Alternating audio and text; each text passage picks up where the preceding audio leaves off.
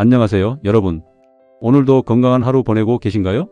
오늘은 정말 많은 분들이 궁금해하시는 주제를 가지고 왔어요. 바로 식이섬유인데요. 요즘 건강방송이나 유튜브에서 식이섬유 이야기 정말 많이 나오죠?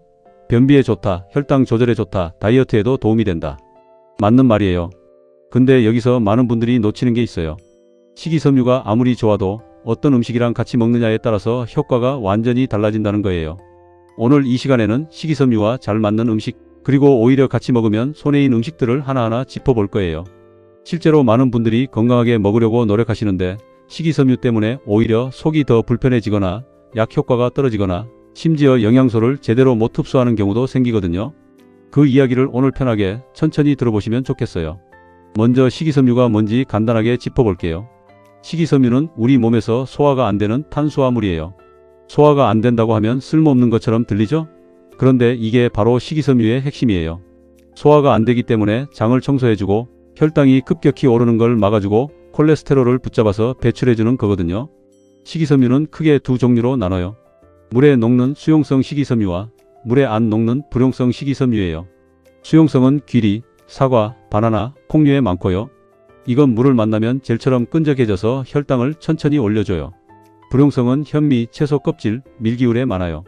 이건 장을 자극해서 변비를 예방하는 데 더 강점이 있어요. 두 종류가 균형 있게 들어와야 장이 제대로 움직여요. 자, 그럼 이제 본격적으로 궁합 이야기를 시작해 볼게요. 첫 번째로 이야기할 건 식이섬유와 물의 관계예요. 사실 이게 가장 기본인데 가장 많이 간과되는 부분이에요. 식이섬유는 물을 먹어야 제대로 일을 해요. 특히 불용성 식이섬유는 물을 흡수해서 변을 부드럽고 크게 만들어줘야 장이 잘 움직이거든요. 그런데 물을 안 마시고 식이섬유만 잔뜩 먹으면 어떻게 될까요? 오히려 변이 더 딱딱해지고 변비가 심해져요. 이런 경험 해보신 분들 분명히 계실 거예요. 현미밥 먹기 시작했는데 오히려 변이 안 나온다고요? 바로 이 이유예요. 식이섬유를 먹을 때는 하루에 물을 최소 8컵, 그러니까 1.5리터에서 2리터는 드셔야 해요. 특히 아침에 일어나서 공복에 물 1컵 마시는 것, 이게 정말 중요해요.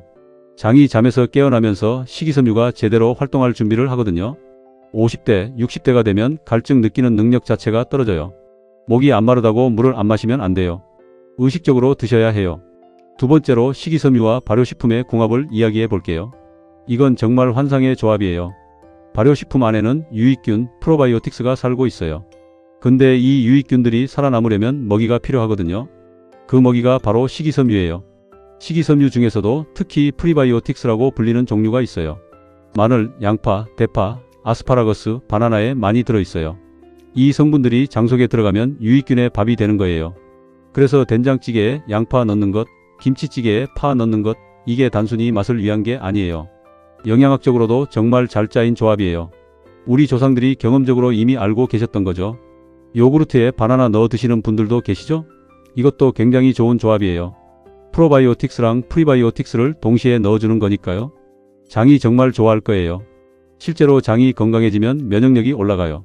우리 면역세포의 70%가 장에 있거든요. 그냥 소화만 잘 되는 게 아니에요. 감기도 덜 걸리고 피로도 덜 하고 심지어 기분도 좋아져요. 장에서 세로토닌, 행복 호르몬이 만들어지니까요. 식이섬유 하나 잘 챙겨 드시면 이렇게 연쇄적으로 좋은 효과가 생겨요. 세 번째는 식이섬유와 단백질의 궁합이에요. 이건 제가 정말 강조하고 싶은 부분이에요. 50대 이후에는 근육이 줄어들기 시작해요. 이걸 막으려면 단백질을 충분히 먹어야 하는데 식이섬유와 단백질을 같이 먹으면 두 가지 면에서 시너지가 나요. 첫째로 식이섬유가 단백질의 소화 속도를 늦춰줘서 혈당이 천천히 올라가요. 고기만 먹으면 소화가 빠르게 되고 에너지가 확 올라갔다 확 떨어지는데 채소랑 같이 먹으면 그게 안정되거든요. 그래서 고기 먹을 때 쌈 싸서 먹는 것, 이게 정말 좋은 습관이에요. 상추, 깻잎, 배추, 이런 쌈채소들이 식이섬유 덩어리거든요. 둘째로 단백질이 장내 환경을 만들어주는데 여기에 식이섬유가 더해지면 장이 더 건강하게 유지돼요. 그냥 닭가슴살만 삶아서 드시는 것보다 브로콜리나 당근이랑 같이 드시는 게 훨씬 효과적이에요. 닭가슴살, 브로콜리 볶음, 두부 채소 조림, 이런 요리들이 사실은 엄청난 건강식이에요. 근데 여기서 하나 조심하셔야 할 게 있어요. 콩이에요. 콩은 단백질도 있고 식이섬유도 있어서 혼자서 두 역할을 다 해요. 근데 콩을 너무 많이 드시면 장에 가스가 차서 복부팽만이 올 수 있어요. 특히 소화 기능이 약해진 분들, 과민성, 대장 증후군이 있는 분들은 콩을 한 번에 너무 많이 드시지 않는 게 좋아요. 조금씩 꾸준히 드시는 게 훨씬 나아요. 네 번째로 정말 중요한 이야기예요. 식이섬유와 철분의 관계인데요. 이걸 모르시면 정말 손해예요. 철분은 빈혈을 예방하는데 꼭 필요한 영양소잖아요. 특히 여성분들, 갱년기 지나셨어도 철분 관리는 중요해요. 그런데 식이섬유가 철분 흡수를 방해할 수 있어요. 특히 콩류, 통곡물, 시금치에 들어있는 피트산이라는 성분이 철분과 결합해서 몸에서 흡수가 안 되게 막아버려요. 그래서 철분제를 드시는 분들은 식이섬유가 많은 음식, 특히 현미밥이나 통밀빵이랑 같이 드시면 안 좋아요. 철분제는 공복에 아니면 식이섬유가 적은 식사랑 함께 드시는 게 좋아요. 그리고 비타민C랑 같이 드시면 철분 흡수율이 훨씬 올라가요. 오렌지 주스 한 잔이랑 같이 드시거나 아니면 파프리카, 브로콜리 같은 비타민C 많은 채소랑 같이 드시면 돼요. 실제로 이런 분 계셨어요. 빈혈이 있어서 철분제를 꾸준히 드시는데 수치가 잘 안 오르는 거예요. 알고 보니 매일 아침 현미밥에 시금치 된장국 드시면서 철분제를 바로 드셨던 거예요. 식사 시간이랑 철분제 복용 시간을 2~3시간 간격으로 바꿨더니 빈혈 수치가 개선됐어요. 이렇게 궁합이 중요한 거예요. 다섯 번째는 식이섬유와 칼슘의 관계예요. 이것도 비슷해요. 식이섬유, 그리고 식이섬유가 많은 음식에 들어있는 수산염이라는 성분이 칼슘 흡수를 방해해요. 특히 시금치, 고구마잎, 건대 같은 채소에 수산염이 많아요. 이 채소들을 생으로 먹으면 수산염이 그대로 들어오거든요. 근데 데치면 수산염이 빠져나가요. 그래서 시금치는 반드시 데쳐서 드세요. 데친 물은 버리고요. 그리고 칼슘제나 뼈 건강을 위해서 식품을 드실 때 아침에 현미밥이랑 같이 드시는 것보다 간식 시간에 드시는 게 더 효과적이에요. 식이섬유가 적을 때 칼슘이 훨씬 잘 흡수돼요. 골다공증 걱정되시는 분들 특히 기억해 두세요. 여섯 번째, 식이섬유와 지방의 궁합이에요. 이건 좋은 이야기예요. 수용성 식이섬유는 장에서 콜레스테롤을 붙잡아서 같이 배출해줘요. 그래서 식이섬유가 많은 음식을 지방이 약간 포함된 음식이랑 같이 먹으면 지방의 흡수 속도를 늦추고 나쁜 콜레스테롤을 걸러주는 효과가 있어요. 예를 들어 아보카도를 드실 때 통곡물빵이랑 같이 드시는 거요. 아보카도에는 좋은 지방이 들어있고 통곡물빵에는 식이섬유가 들어있어요. 이 둘이 만나면 지방이 천천히 잘 조절되면서 흡수돼요. 올리브 오일로 채소를 살짝 볶아 드시는 것도 좋아요. 기름이 지용성 비타민, 그러니까 당근의 베타카로틴 같은 걸 몸이 흡수하는 걸 도와주거든요. 그리고 여기에 식이섬유가 혈당과 지방을 조절해줘요. 반대로 삼겹살 같은 포화지방이 많은 음식을 드실 때도 채소를 풍부하게 같이 드시는 게 중요해요. 쌈 채소는 물론이고 구운 버섯, 파무침 이런 것들이 포화지방의 흡수를 어느 정도 완화해줘요. 물론 포화지방 자체를 줄이는 게 우선이지만 드실 때는 채소를 넉넉히 같이 드시는 게 훨씬 나아요. 일곱 번째, 이제 약이랑 식이섬유 이야기를 할게요. 이게 정말 중요해요. 50대, 60대 되시면 혈압약, 당뇨약, 콜레스테롤 약 드시는 분들 많으시잖아요. 근데 식이섬유가 이 약들의 흡수를 방해할 수 있다는 거 아세요? 식이섬유는 장에서 뭔가를 붙잡아서 같이 배출하는 특성이 있어요. 영양소도 붙잡고 콜레스테롤도 붙잡고 그런데 약도 붙잡을 수 있거든요. 특히 갑상선 약이 정말 취약해요. 갑상선 약은 공복에 드시는 게 원칙인데 식이섬유가 많은 아침 식사 직전에 드시면 식이섬유가 약 성분을 붙잡아 버려서 흡수가 안 될 수 있어요. 갑상선 약은 아침에 일어나자마자 드시고 최소 30분에서 1시간 후에 아침 식사를 하세요.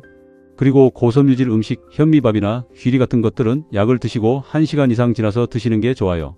혈압약이나 심장약 중에서 디곡신이라는 약도 식이섬유 영향을 받아요. 그리고 당뇨약 중 일부도 식이섬유가 많은 식사와 함께 드시면 흡수율이 달라질 수 있어요. 여러 약을 드시는 분들은 꼭 담당 선생님이나 약사 선생님께 여쭤보세요. 약 드시는 시간과 밥 드시는 시간 사이 간격에 대해서요. 여덟 번째로 식이섬유와 혈당 이야기를 더 깊게 해볼게요. 당뇨가 있으신 분들, 혈당이 걱정되시는 분들한테 정말 중요한 이야기예요. 식이섬유는 혈당을 천천히 올려줘서 당뇨 예방과 관리에 좋다고 하잖아요. 맞아요. 근데 어떤 조합으로 먹느냐가 굉장히 중요해요. 예를 들어 흰 쌀밥만 드시면 혈당이 확 올라가요. 근데 여기다가 잡곡을 섞거나 채소를 먼저 먹거나 단백질을 함께 드시면 혈당 상승 속도가 현저히 줄어들어요. 식사 순서도 중요해요. 채소 먼저, 그 다음 단백질, 마지막에 탄수화물 순서로 드시면 혈당 스파이크를 상당히 줄일 수 있어요. 이건 여러 연구에서 이미 증명됐어요. 밥을 먼저 먹고 채소를 나중에 먹는 것과 채소를 먼저 먹고 밥을 나중에 먹는 것, 혈당 차이가 꽤 나요. 그리고 식후 바로 앉아 계시지 말고 10분에서 15분 정도 가볍게 걷기를 하시면 근육이 혈당을 사용해줘서 혈당이 안정되거든요. 식이섬유 많이 드시고 식사 순서 챙기고 식후 산책까지 하시면 당뇨 관리에 정말 큰 도움이 돼요. 반대로 조심하셔야 할 것도 있어요. 과일이에요. 과일에도 식이섬유가 있어요. 근데 과일에는 과당도 있거든요. 과당은 혈당을 직접 올리진 않지만 간에서 지방으로 바뀔 수 있어요. 특히 과일 주스 형태로 드시면 식이섬유가 다 날아가고 당분만 남아요. 과일은 껍질째, 통째로 드세요. 주스 말고요. 그리고 당뇨가 있으신 분들은 과일도 적당량만 드세요.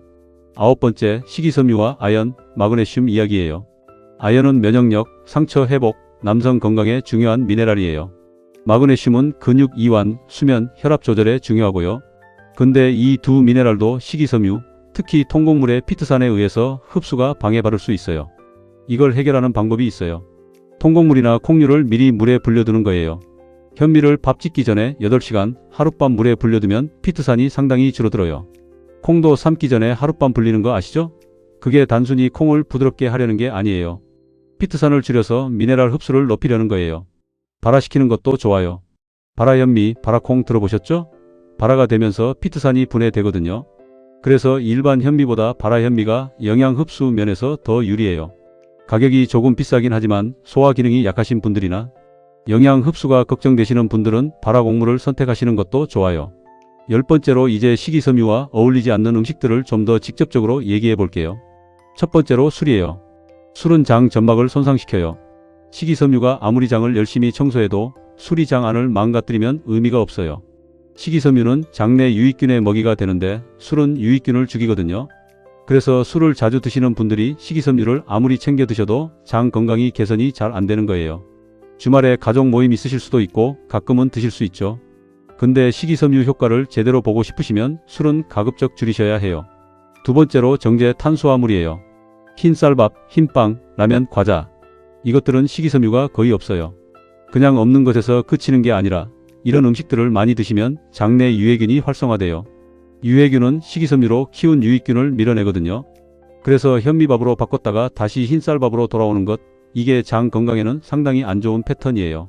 꾸준하게 조금씩이라도 식이섬유를 늘려가는 게 중요해요. 세 번째로 탄산음료예요. 탄산음료의 인산 성분이 칼슘 흡수를 방해하고 설탕이 장내 유해균을 폭발적으로 증가시켜요. 식이섬유 먹고 장을 열심히 살려놓았는데 콜라 한 캔으로 다시 무너지는 거예요. 탄산이 마시고 싶으시면 탄산수를 드세요. 레몬이나 오이 조금 넣으면 훨씬 맛있어요. 네 번째로 가공식품, 특히 소시지, 햄, 베이컨이에요. 이것들에 들어있는 아질산 나트륨 같은 보존제가 장내 세균 균형을 무너뜨려요. 그리고 포화지방이 많아서 장 건강에도 안 좋고요. 식이섬유를 먹으면서 매일 소시지나 햄을 드시면 식이섬유가 하는 좋은 일을 가공식품이 자꾸 상쇄시키는 거예요. 이제 11번째, 식이섬유를 갑자기 많이 먹으면 생기는 문제 이야기예요. 이게 정말 많은 분들이 겪으시는 거예요. 건강하게 먹겠다고 어느 날 갑자기 현미밥에 나물 잔뜩, 고구마 하나에 과일까지 드셨다가 배가 빵빵해지고 방귀가 엄청나게 나오고 속이 불편해지신 경험 있으세요? 이건 몸이 식이섬유에 적응이 안 됐기 때문이에요. 장내 세균이 갑자기 들어온 식이섬유를 발효시키면서 가스를 만들거든요.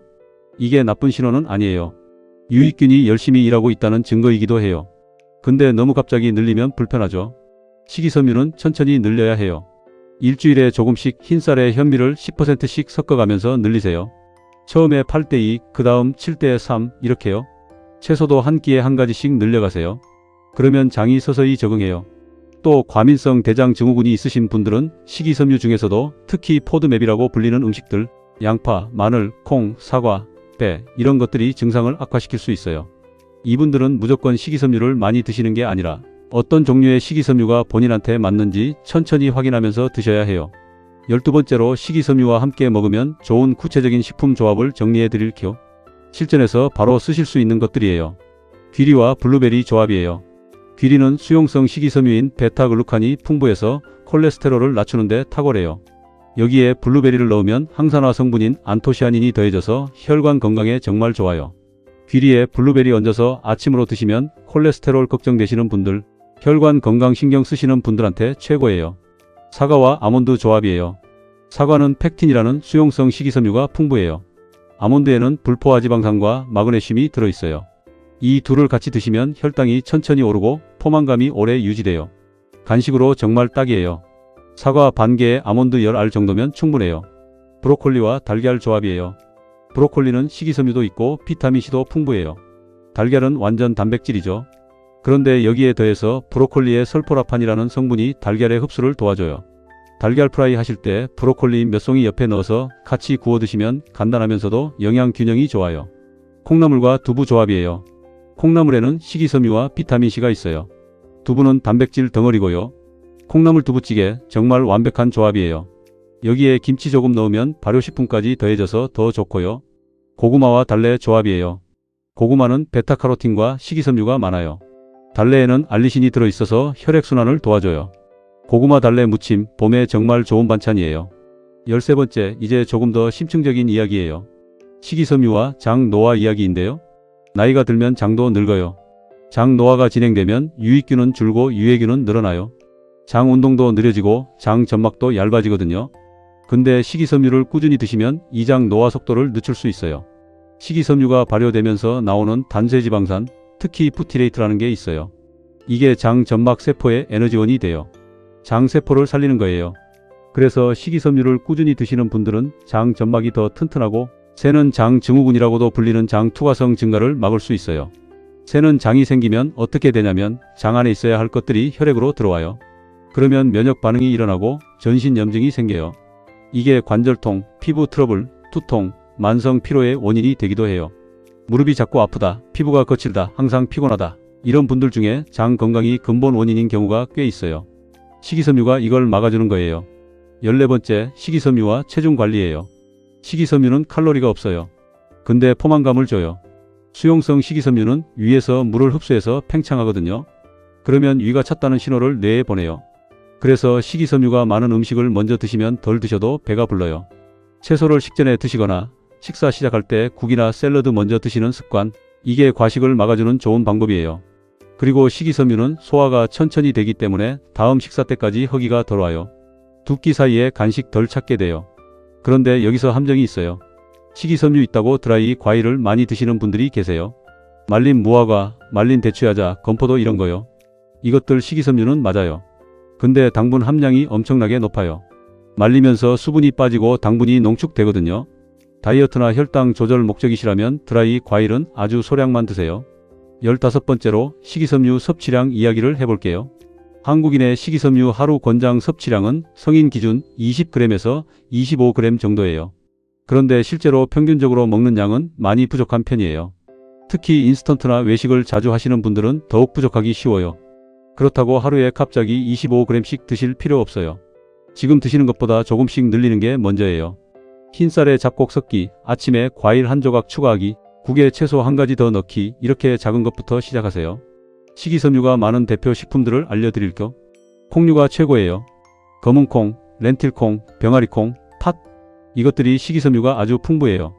그 다음으로 귀리, 현미, 보리 같은 통곡물이 있어요. 채소 중에는 브로콜리, 아티초크, 당근, 버섯, 고구마 좋아요. 과일은 배, 사과, 키위, 바나나에 많이 들어있어요. 견과류도 좋아요. 아몬드, 피스타치오에 식이섬유가 있어요. 16번째, 마지막으로 실전 하루 식단 예시를 드릴게요. 식이섬유를 제대로 궁합에 맞게 활용한 하루 식단이에요. 아침이에요.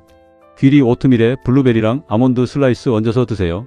여기에 물 1컵, 귀리의 베타글루칸과 블루베리 항산화, 아몬드 지방이 만나서 혈당이 천천히 오르고 포만감이 오래가요. 점심이에요. 잡곡밥에 된장찌개, 나물 반찬 2가지. 된장찌개는 발효식품이고 나물은 식이섬유 덩어리예요. 쌈, 채소랑 고기 반찬 드시면 단백질까지 완벽해요. 식사 순서는 나물 먼저 드시고요. 오후 간식이에요. 사과 반 개에 호두 한 줌. 사과 팩틴이 혈당을 잡아주고 호두 오메가3가 혈관에 좋아요. 저녁이에요. 두부김치찌개나 콩나물국밥. 저녁은 탄수화물 좀 줄이고 단백질과 식이섬유를 더 챙기세요. 고구마 반 개를 밥 대신 드셔도 좋아요. 이렇게 하루를 보내시면 식이섬유가 자연스럽게 20g 이상 들어와요. 어렵지 않죠? 오늘 이야기를 다시 한번 정리해 볼게요. 식이섬유는 물이랑 같이 마셔야 제대로 일해요. 발효식품이랑 만나면 장내 유익균을 살려줘요. 단백질이랑 같이 드시면 혈당이 안정돼요. 철분, 칼슘, 아연 드실 땐 식이섬유가 너무 많은 식사와 간격을 두세요. 약 드시는 분들은 특히 복용시간과 식사시간 챙겨보세요. 술, 정제, 탄수화물, 가공식품은 식이섬유가 한 일을 무너뜨려요. 그리고 식이섬유는 갑자기 많이 드시지 말고 천천히 늘리세요. 건강은 어느 한 가지를 완벽하게 먹는 게 아니에요. 어떤 것이랑 어떻게 같이 먹느냐, 이게 훨씬 중요할 때가 많아요. 오늘 이야기 들으시고 내일 아침 밥상에서 하나라도 바꿔보세요. 작은 변화가 쌓이면 몸이 확실히 달라져요. 오늘도 영상 끝까지 함께 해주셔서 정말 감사해요. 몸 건강하시고 소화도 잘 되시고 오늘 하루도 편안하게 보내세요. 다음 영상에서 또 만나요.